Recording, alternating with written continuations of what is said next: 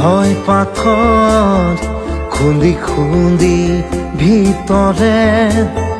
মোৰ তীব্ৰ কোলাহল ৰচে একেই হাতৰে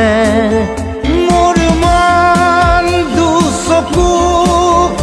অসহায় অকলশৰে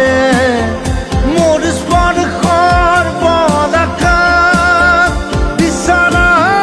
নিজৰ দৰে